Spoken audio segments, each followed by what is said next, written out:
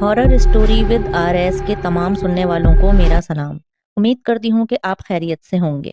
यहाँ ये बात शेयर करती चलूँ कि अगर आपके पास कोई हैरत अंगेज कहानी या फिर कोई वाकयात मौजूद हैं तो आप हमें सेंड कर सकते हैं। व्हाट्सएप नंबर डिस्क्रिप्शन में मौजूद है। आइए कहानी का आगाज करते हैं।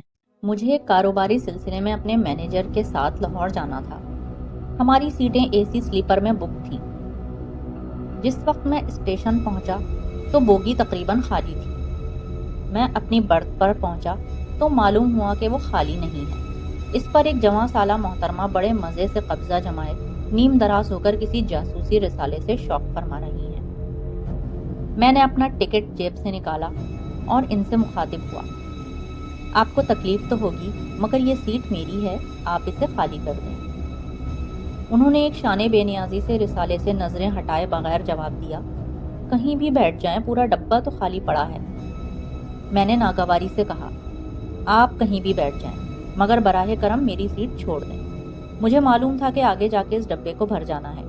ख्वामखा की बदमज़गी से बचने के लिए बेहतर है कि इसी सीट पर सफ़र किया जाए जो आपके लिए मखसूस की गई है।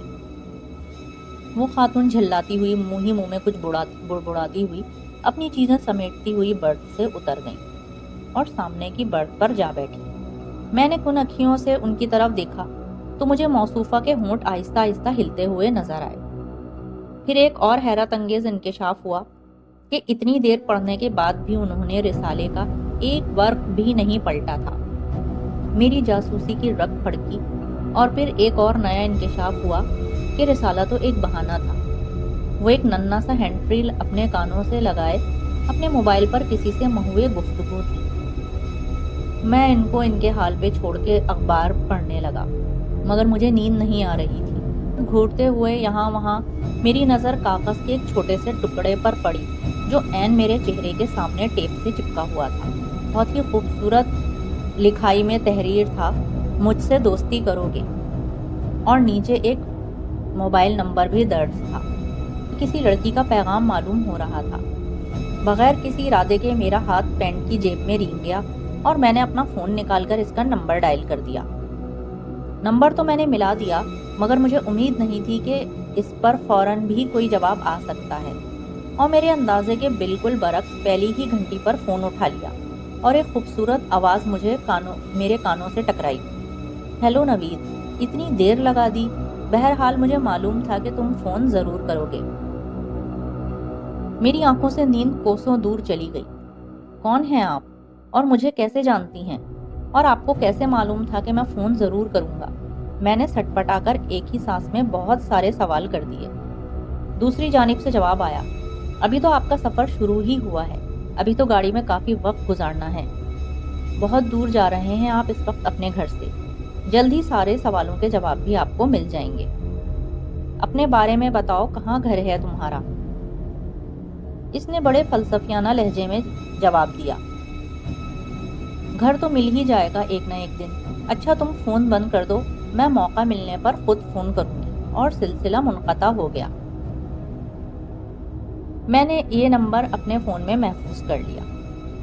गाड़ी चलने के आधे घंटे के बाद मुसाफिरों के टिफ़िन खुलना शुरू हो गए और बोगी में मुख्तलिफ खानों की इश्तिहा अंगेज़ खुशबू फैल गई। मैंने कुछ ज़्यादा ही खाना खा लिया था और अपने मैनेजर जो मेरे साथ मौजूद था उससे मैंने कारमीना की गोली मांगी।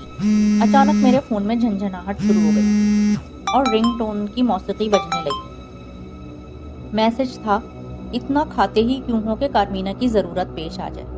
मैंने चौंक कर सामने वाली बर्थ को देखा। मौसूफा मेरी तरफ पीट किए रिसाले में गर्क थी। ओहो, मैंने अपनी जासूसी और जेम्स बॉन्ड के चलन पर 3 हुरूफ भेजे। इतनी मामूली सी बात भी मेरी अक्ल में नहीं आ सकी कि मौसूफा मुझसे पहले इस बर्थ पर बराजमान थी और मुझे देखकर उन्होंने वो कागज़ बोगी की छत पर चिपका दिया होगा, और मैं इतना बेवकूफ़ कि कुछ समझ ही नहीं सका। ज़रा चेहरा तो दिखाएं, ऐसी भी क्या बेरुखी है। मगर दूसरी जानिब से जवाब आया कि आपको बहुत जल्दी है, और सिलसिला मुनक़ता हो गया। मैं इसके बारे में बहुत कुछ जानना चाहता था। کہ وہ کون ہے، کہاں جا رہی ہے، اس کا گھر کہاں ہے، وغیرہ وغیرہ۔ میں اپنا چہرہ اپنے ہاتھوں میں تھامے اس کی طرف مسلسل دیکھے جا رہا تھا۔ بوگی میں مکمل خاموشی تھی اور ریل گاڑی تیزی سے اپنی منزل کی طرف بھاگے جا رہی تھی۔ اسٹیشن آیا تو میں اور میرا مینیجر دونوں اتر گئے اور چائے پینے کے لیے ہم لوگ اسٹیشن پر پہنچ گئے۔ اچانک میں نے ایک لمبے تڑنگے نوجوان کو کھڑکی کی طرف آتے دیکھا اور وہ لمحے کے لیے رکا اور لڑکی سے کچھ کہا اور آگے بڑھ گیا۔ پھر وہ لڑکی بوگی کے دروازے میں آن کھڑی ہوئی۔ اس کے ہاتھ میں چائے کا کپ تھا اور وہ باڈی بلڈر قسم کا نوجوان بھی ہاتھ میں بسکٹ کا پیکٹ لا کے لڑکی سے باتیں کرنے لگا۔ آخر ٹرین کی وسل بجی، نوجوان دوسری بوگی کی طرف چل دیا۔ ہم ڈبے میں چڑھ گئے۔ جیسے ہی میں ٹرین میں چڑھنے لگا، لڑکی نے آہستہ سی آواز میں کہا، پلیز ذرا اپنا سیل نمبر تو دے دیجئے۔ میں نے جیب سے کارڈ نکال کر اسے دیا اور اس نے جلدی سے مٹھی میں دبا لیا اور اپنی برتھ پر آ کر لیٹ گیا۔ ٹرین نے ابھی رفتار پکڑی ہی تھی کہ وہ اپنی جگہ سے اٹھی اور باتھ روم کی طرف چلی گئی، جو اس کی سیٹ سے زیادہ دور نہ تھا۔ فوراً ہی میرا فون بجنے لگا۔ میں نے اسکرین کو دیکھا تو اسی لڑکی کا نمبر تھا۔ وہی خوبصورت آواز، ہاں بھائی چائے پی لی؟ خود بھی اور دوسروں کو بھی پلا دی؟ چائے تو بہت چھوٹی چیز ہے، یہاں تو جان بھی حاضر ہے۔ اچھا، جان دے سکو گے؟ میں نے برتھ پر لیٹتے ہوئے جواب دیا، آپ ایک حکم تو کریں۔ اچانک مجھے سامنے برتھ پر کچھ سرسراہٹ کی آواز آئی اور برتھ پر رکھے ہوئے تکیے کے نیچے سے رنگ برنگی روشنیاں نظر آئیں۔ میں نے کنکھیوں سے دیکھا تو میرا منہ کھلا کا کھلا رہ گیا۔ وہ لڑکی تیز قدموں سے اپنی سیٹ کی طرف آئی اور موبائل نکال کر سننے لگی۔ پورے ڈبے میں سکوت طاری تھا۔ وہ لڑکی رسالہ لیے بلوٹوتھ کان پر لگا کر پہلا والا انداز اختیار کر چکی تھی۔ میں نے چاروں طرف نظریں دوڑائیں اور میرا دل اچھل کر میرے حلق میں آ گیا۔ یا اللہ، یہ لڑکی تو مجھے فون نہیں کر رہی، تو کون ہے جو مجھے فون کر رہا ہے؟ پورے ڈبے میں صرف وہی ایک لڑکی باقی تھی، باقی سب مسافر سو رہے تھے۔ کیا ہو گیا؟ فون میں سے آواز آئی، کیوں سفید پڑ گئے ہو؟ کوئی بھوت پریت دیکھ لیا ہے کیا؟ میرا منہ کھلا تھا، کون ہو تم اور کدھر ہو؟ میں نے ہمت کر کے سوال پوچھ ہی ڈالا۔ کہنے لگی، نیچے اتر کر کھڑکی سے دیکھو۔ میں نیچے آ گیا اور میرا مینیجر سارے گھوڑے بیچ کر سو رہا تھا۔ فون میرے کان سے لگا ہوا تھا اور اس کی خوبصورت سی آواز آئی، باہر دیکھو غور سے۔ میں نے ہاتھ کا چھجا بنا کر شیشے سے سر ٹکا دیا اور باہر اندھیرے میں جھانکنے لگا۔ باہر کسی چھوٹے اسٹیشن کے آثار نظر آ رہے تھے۔ قریب سے نظر آیا، سیمنٹ کے بورڈ پر کالے رنگ سے لکھا تھا نورپور، جہاں گاڑی کو رکنا نہیں تھا، البتہ آہستہ ضرور ہو گئی تھی۔ زرد رنگ کی روشنی میں میں نے ویران عمارت کے پلیٹ فارم پر سفید کپڑوں میں ملبوس ایک دراز قد لڑکی کو دیکھا، جو اپنے چہرے پر ایک سوگوار مسکراہٹ لیے ایک ہاتھ سے فون کان پر رکھے اور دوسرے ہاتھ سے مجھے دیکھ کر ہاتھ ہلا رہی تھی۔ نظر آئی میں؟ فون میں سے آواز ابھری اور میں ہونک بنا رہ گیا۔ نہیں آئی تو پھر دیکھو۔ پھر اچانک دوبارہ سے ویسے ہی اسٹیشن کی آمد ہوئی اور ویسے ہی سفید سیمنٹ کے بورڈ پر نظر پڑی جس پہ لکھا تھا نورپور۔ پھر میں نے زرد رنگ کی روشنی میں سفید ساڑی میں ملبوس دراز قد اسی لڑکی کو دیکھا۔ وہ فون کان سے لگائے مجھے ہاتھ ہلا رہی تھی۔ دیکھ لیا اچھی طرح یا نہیں؟ میرے بدن میں لہو نام کی کوئی چیز نہیں تھی اور میں زور زور سے ہانپ رہا تھا۔ پھر مجھے اس کا قہقہا سنائی دیا اور میرے ہاتھ سے موبائل گر پڑا۔ اوپر برتھ پر سے لڑکی نے رسالہ چھوڑ دیا اور وہ مجھے بڑے غور سے دیکھ رہی تھی۔ میں فون اٹھا کر تیزی سے اپنی برتھ پر چڑھ گیا اور کمبل اوڑھ کر لیٹ گیا۔ میری کچھ سمجھ میں نہیں آ رہا تھا کہ یہ سب کیا ہو رہا ہے۔ میں دل ہی دل میں قرآن آیات کا ورد کرنے لگا۔ میری بے چینی تھوڑی کم ہوئی کہ اچانک میرا فون پھر سے بج گیا۔ میں نے چونک کر اسکرین کو دیکھا، کوئی نیا نمبر تھا۔ میرے حلق سے عجیب سی آواز نکلی، ہیلو۔ دوسری جانب سے ایک مرد کی آواز ابھری، مسٹر، میں تم کو نہایت شرافت سے سمجھا رہا ہوں، تمہارے ساتھ میری منگیتر سفر کر رہی ہے۔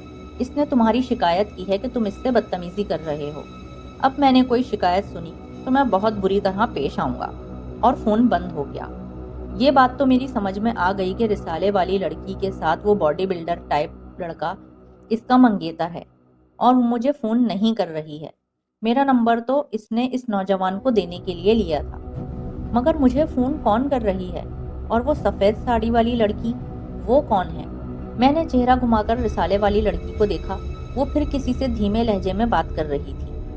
میرے موبائل میں پھر سے سرسراہٹ محسوس ہوئی۔ میں نے فون آف کر دیا۔ میں زندگی میں اتنا خوفزدہ کبھی نہیں ہوا تھا۔ پھر ایسا واقعہ ہوا جسے سوچ کر آج بھی جھرجھری سی آ جاتی ہے، کیونکہ میرا فون آف تھا اور خود بخود آن ہو گیا تھا اور اسکرین روشن ہو گئی تھی۔ میں نے کانپتے ہوئے ہاتھوں سے فون کی بیٹری نکال دی، مگر اسکرین ویسے کی ویسے روشن تھی۔ پھر فون سے آواز آئی، مجھ سے دوستی کر لی ہے، اب بھاگنے کی کوشش نہ کرنا ورنہ بہت مہنگا ثابت ہوگا۔ یہ سب میری سمجھ سے بالاتر تھا۔ اچانک میرے پاؤں کے انگوٹھے کو کسی نے ہلایا اور میرا دل اچھل کر حلق میں آ گیا۔ میں نے اٹھ کر دیکھا تو وہی کثرتی جسم والا نوجوان کھڑا تھا۔ اس نے اشارے سے مجھے باہر بلایا اور بوگی کے دروازے کی طرف چل پڑا۔ میں فوراً اس کے پیچھے پیچھے چلنے لگا۔ ہم مختلف ڈبوں سے ہوتے ہوئے ڈائننگ کار میں پہنچ گئے۔ وہاں بھی ایک دو آدمیوں کے علاوہ کوئی نہ تھا۔ میری شکل بالکل ہوناک ہو رہی تھی۔ اس نے مجھے دیکھ کر کہا کہ مسٹر، تم ٹھیک تو ہو؟ وہ میری طرف گھورنے لگا۔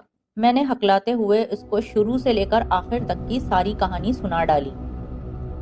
آپ کی منگیتر والا معاملہ سراسر غلط فہمی کا نتیجہ تھا، مگر باقی واقعات سمجھ سے باہر ہیں۔ وہ میری پوری بات غور سے سنتا رہا اور بیچ میں کہیں بھی مجھے نہیں ٹوکا۔ سب جان لینے کے بعد وہ کسی نتیجے پر نہیں پہنچ سکا کہ میری کہانی سچ پر مبنی ہے یا میں اس سے بچنے کے لیے اپنا دفاع کر رہا ہوں۔ میرا نام کمال شاہ ہے۔ شازیہ میری ہونے والی بیوی ہے۔ اس کے ساتھ اس کے والد ہیں۔ میں کسی وجہ سے ان کے ساتھ سفر نہیں کر رہا ہوں۔ اس کے والد کو اگر پتہ چل گیا کہ میں شادی سے پہلے اس سے واقف ہوں اور ملتا رہتا ہوں تو وہ کسی صورت میری شادی اس سے نہیں کریں گے۔ دوسری صورت میں انہیں ہماری شادی پر کوئی اعتراض نہیں ہوگا۔ انہوں نے ابھی تک مجھے دیکھا بھی نہیں ہے۔ میں ان کے بڑے داماد کا دوست ہوں۔ تم مجھے ایسے ویسے دکھائی نہیں دیتے، اس لیے میں نے تم سے بات کرنا مناسب سمجھا۔ اس نے مزید کہا، کیا تم مجھے عقل سے گزرا ہوا سمجھتے ہو؟ تم مجھے جو کہو میں اس پر یقین کر لوں۔ ہو سکتا ہے تم نے یہ پراسرار کہانی بنا کر کسی اور کو تو بیوقوف بنا لیا ہے، مگر مجھے بیوقوف نہیں بنا سکتے۔ اور میں ریلوے پولیس کا انسپکٹر ہوں۔ میری زندگی میں انہی ٹرینوں، اسٹیشنوں اور پٹریوں پر گزری ہے۔ ہم جس ٹریک پر چل رہے ہیں، اس ٹریک پر نورپور نام کا کوئی اسٹیشن ہی نہیں ہے۔ ہاں، ایک غیر آباد اور ویران اسٹیشن اس نام کا ضرور ہے، لیکن وہ مین ٹریک سے ہٹ کر ہے۔ ہماری گاڑی تو اس کے قریب سے بھی نہیں گزری۔ تم نے اسے کیسے دیکھ لیا؟ میں سوچ رہا تھا کہ میری باتوں کو یہ کیا کوئی بھی یقین نہیں کرے گا۔ یکایک میری جیب میں میرے سیل فون کی سرسراہٹ ہوئی۔ میں نے فون نکال کر ٹیبل پر رکھ دیا اور جیب سے موبائل کی بیٹری بھی نکال کر میز پر رکھ دی۔ کمال نے میرے فون کو غور سے دیکھا اور ہاتھ میں اٹھا لیا۔ اسکرین پر اس لڑکی کا نام روشن تھا اور ہلکی سی موسیقی بھی بج رہی تھی۔ اس نے اسے پلٹ کر دیکھا اور موبائل کے پچھلے حصے میں بیٹری رکھنے کی جگہ خالی دیکھ کر اس کو بھی حیرانی ہوئی اور وہ مجھے حیرت سے تکنے لگا۔ پھر اس نے یس کا بٹن دبا کر فون کان سے لگا لیا اور آہستہ سے بولا، ہیلو۔ دوسری طرف سے کچھ سن کر پھر اس کی آنکھیں پھٹی کی پھٹی رہ گئیں۔ وہ ایک دم سے کھڑا ہو گیا اور چاروں طرف دیکھنے لگا، پھر ایک جھٹکے سے بیٹھ گیا اور فون مجھے دے دیا۔ میں نے کپ کپاتے ہاتھوں سے فون لیا اور کان سے لگا لیا۔ آواز آئی، اچھی دوستی ہے، ہر ایرے غیرے سے ہمارا ذکر ہو رہا ہے۔ پھر اچانک وہ شوخ آواز میں کہنے لگی، میں تمہارا انتظار نورپور میں ہی کر رہی ہوں، مجھے تمہاری مدد کی سخت ضرورت ہے۔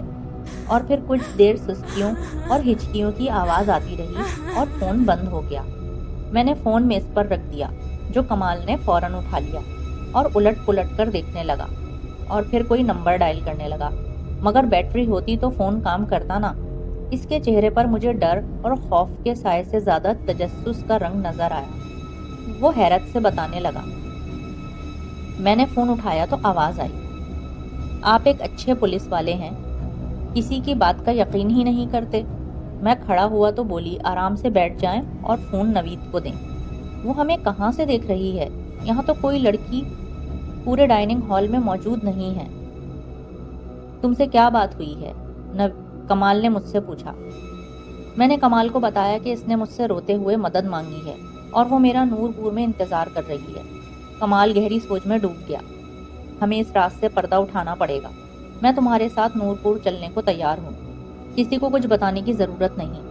ہم دونوں خانے وال اتر کر نورپور کی گاڑی لے لیتے ہیں۔ وہاں اسٹیشن پر کوئی نہ کوئی واقف کار مل ہی جائے گا۔ بولو کیا خیال ہے؟ مجھے اس شخص کی جواں مردی، بے خوفی اور خلوص نے بہت متاثر کیا۔ پرائی آگ میں کودنے والے آج کل کہاں ملتے ہیں۔ میں راضی ہو گیا اور خانے وال 3 گھنٹے بعد آنا تھا۔ میں اپنی برتھ پر چلا گیا اور کمال اپنی بوگی میں۔ میں نے اپنے مینیجر کو اٹھا کر بتایا کہ ایک بہت اہم اور ضروری کام کی وجہ سے مجھے خانے وال اترنا ہے۔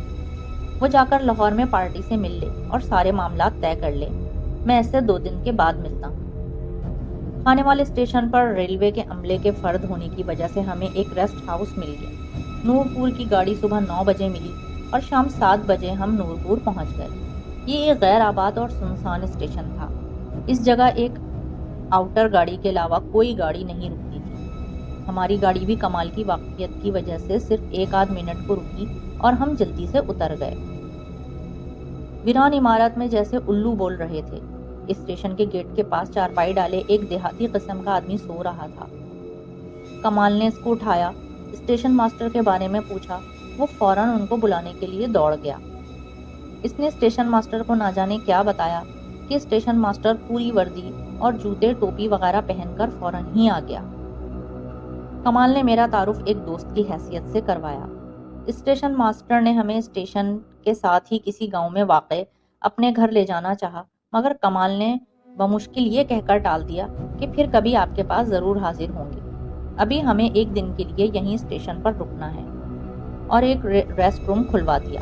رات کوئی 8 بجے سخت سردی میں ہم نے کھانا کھایا اور کھانا کھا کر لیٹے ہی تھے کہ فون کی گھنٹی پھر سے بجنے لگی۔ مجھے امید تھی دوست تم ضرور آؤ گے۔ لو اب میری کہانی سنو۔ لڑکی نے اپنی کہانی سنانا شروع کر دی۔ 4 سال پہلے کی بات ہے۔ ہمیں نورپور سے 20 کلو میل کے فاصلے پر ایک چھوٹے سے گاؤں بیر گوٹ میں اپنی خالہ کی شادی میں فیصل آباد جانا تھا۔ ہم لوگ شادی سے واپس آ رہے تھے کہ کچھ بدمعاش قسم کے لوگ گاڑی میں چڑھ گئے۔ رات کے وقت جب سب سو گئے تو انہوں نے رومال میں بے ہوش کرنے والی دوائی کے ذریعے سب کو بے ہوش کر دیا اور مجھے اٹھا کر قریبی اسٹیشن نورپور پر اتر گئے۔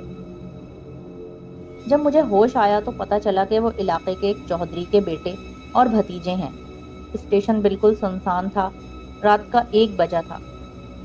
جب انہوں نے میرے ساتھ منمانی کرنا چاہی تو میں نے پاس پڑی ایک لکڑی سے ان میں سے ایک کا سر پھاڑ دیا۔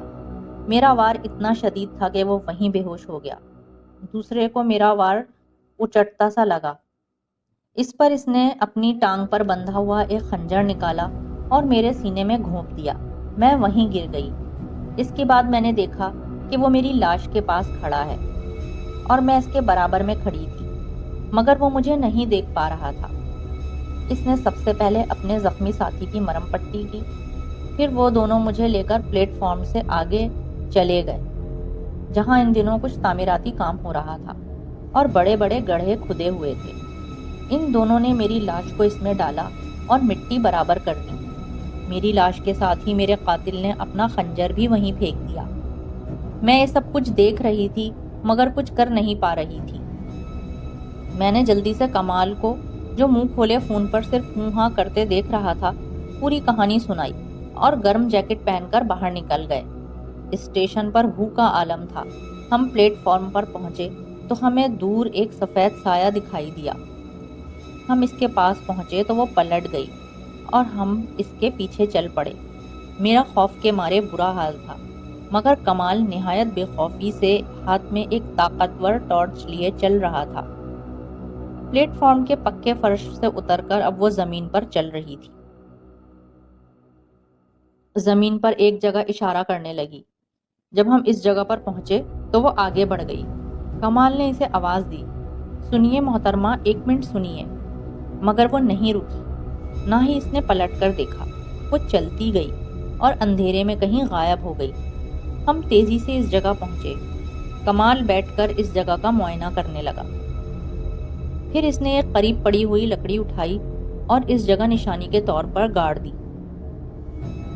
کمال کہنے لگا، یار تمہاری دوست تو فون پر بڑی ہی لمبی لمبی باتیں کرتی ہے، سامنا ہوا تو بالکل چپ تھی، بڑی شرمیلی لگتی ہے۔ میں ابھی تک خوف زدہ تھا، اس کو آخر کیا جواب دیتا؟ ساری رات خوف کے باعث نیند نہ آئی۔ صبح سویرے اٹھ کر اسٹیشن ماسٹر کو سارا واقعہ بتایا۔ ان کے چہرے کے تاثرات سے لگتا تھا کہ جیسے انہوں نے اس کہانی پر یقین نہیں کیا ہو۔ پھر بھی انہوں نے قریبی تھانے سے 2 سپاہی اور مزدور منگوا لیے اور ہم سب مل کر رات والی جگہ پر پہنچ گئے۔